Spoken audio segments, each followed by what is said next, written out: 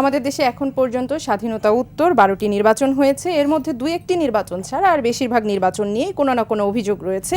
তার মধ্যে সবচেয়ে বিতর্কিত নির্বাচন ছিল বিগত 3টি নির্বাচন, 14, 18 এবং 24-এর নির্বাচন। আগামী ত্রয়োদশ জাতীয় সংসদ নির্বাচনকে ঘিরে আপনি কতখানি আশাবাদী হতে পারছেন? দেখুন, বিগত মানে আপনি বললেন 3টা, আমি বলবো 4টা, কারণ 2008 সালের যে নির্বাচন, সেই নির্বাচনে কিন্তু শুধুমাত্র বিএনপিকে পরাজিত করার জন্য একটা মেগা প্রজেক্ট ছিল, যেটা মানে শুধুমাত্র বিএনপিকে বাংলাদেশের রাজনীতি থেকে মানে দূরে সরিয়ে রাখার জন্য কিন্তু হাসিনা, মঈনুদ্দিন এবং মানে তখন ফখরুদ্দিন, তারা কিন্তু একটা প্ল্যান করে বিএনপিকে কিন্তু একদম পরিকল্পনা করে নির্বাচন থেকে কিন্তু বিএনপিকে মানে পরাজিত করা হয়েছে। সেক্ষেত্রে 2008 সালের নির্বাচন, 2014, 2018 এবং 2014 সালে তো বিএনপি অংশগ্রহণ করে নাই, 2018 সালে অংশগ্রহণ করেছে।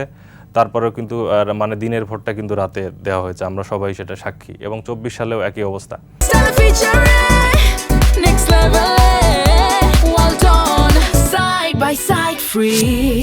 সেক্ষেত্রে বাংলাদেশে যে মতিতে খুনি হাসিনা তার নিজের ক্ষমতা টিকিয়ে রাখার জন্যে শুধু মানে বাংলাদেশের মানে সমস্ত ধরনের ক্ষমতা তার কাছে টিকিয়ে রাখার জন্য শুধুমাত্র আওয়ামী লীগের মানে কুক্ষিগত করে রাখার জন্য যে নির্বাচন তারা করেছে, দিনের ভোটগুলো রাতে করেছে।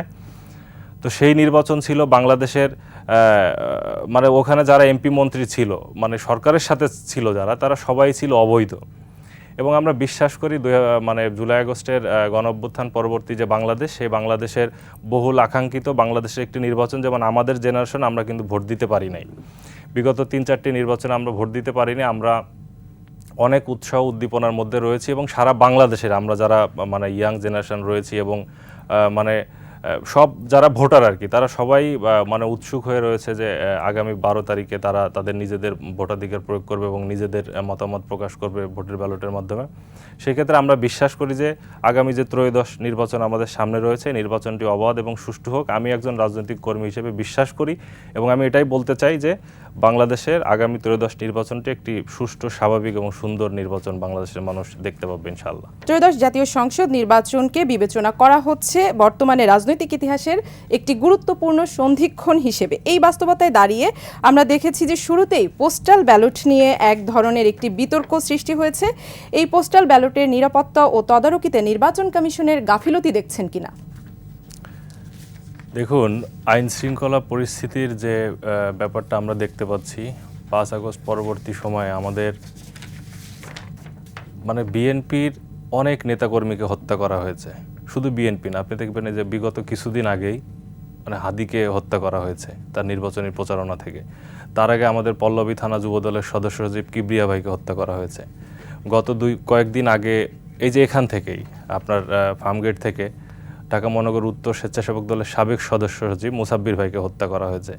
ঢাকা বিশ্ববিদ্যালয়ের ছাত্রনেতা শাহরিয়ার আলম শাম্যকে হত্যা করা হয়েছে। বেসরকারি বিশ্ববিদ্যালয়ের ছাত্রদল নেতা জাহিদুল ইসলাম পারভেজকে হত্যা করা হয়েছে।